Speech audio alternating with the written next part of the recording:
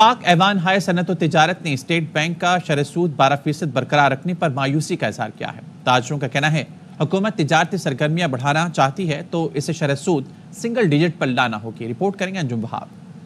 مرکزی بینک کا شرح سود کو 12% پر برقرار رکھنا مایوس کن ہے۔ ایف پی سی سی آئی کے صدر آصف اکرام شیخ کا کہنا ہے کہ بزنس کمیونٹی کو توقع تھی کہ اسٹیٹ بینک شرح سود کو سنگل ڈیجٹ میں لائے گی۔ ایف پی سی سی آئی کے سینئر نائب صدر ثاقب فیاض کہتے ہیں کہ ملکی معاشی استحکام کے لیے بہتر پالیسیوں کا تسلسل جاری رکھنا ہوگا۔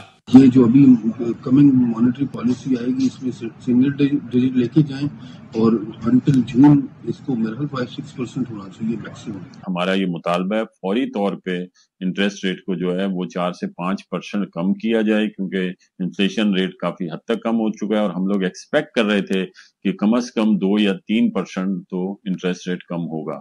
کراچی چیمبر کے سابق صدر عبداللہ ذکی کا کہنا ہے کہ پاکستان میں کاروبار کے فروغ کے لیے شرح سود میں کم سے کم 2% کمی ہونی چاہیے تھی۔ اس وقت انڈسٹری کا چلنا بڑا مشکل ہو گیا ہے۔ آپ کو پتہ ہے جو پڑوسی ممالک ہیں ان کی ایکسپورٹ بھی بڑھ رہی ہے، ہماری ایکسپورٹ بھی نہیں بڑھ پا رہی۔ ہمارا بجلی کا انٹرسٹ ریٹ کا اتنے بڑے ایشوز ہیں کہ اس مسئلے کو ابھی تک حل نہیں کیا گیا۔ ہماری گزارش ہے گورنر اسٹیٹ بینک سے بھی اور پرائم منسٹر صاحب سے بھی براہ مہربانی اس چیز کو دیکھیں۔ ایف پی سی سی آئی کے نائب صدر امان پراچا کہتے ہیں کہ صنعت کاری کے فروغ کے لیے تاجروں نے شرح سود میں 4 سے 5% کمی کا مطالبہ کیا تھا۔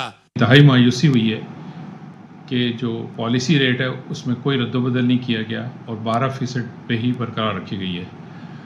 ہم پہلے بھی اپیل کر رہے تھے اور ابھی بھی اپیل کرتے ہیں کہ آپ نے انڈسٹری چلانی ہے اور اکانومی کا پہیہ چلانا ہے تو آپ کو انٹرسٹ ریٹ میں کٹ لگانا ہوگا۔ آپ کو مانیٹرنگ پالیسی پہ ریویو کرنا چاہیے تھا اور اس پہ کم از کم 4 سے 5% بیسک پوائنٹ کی کمی کرنی چاہیے تھی۔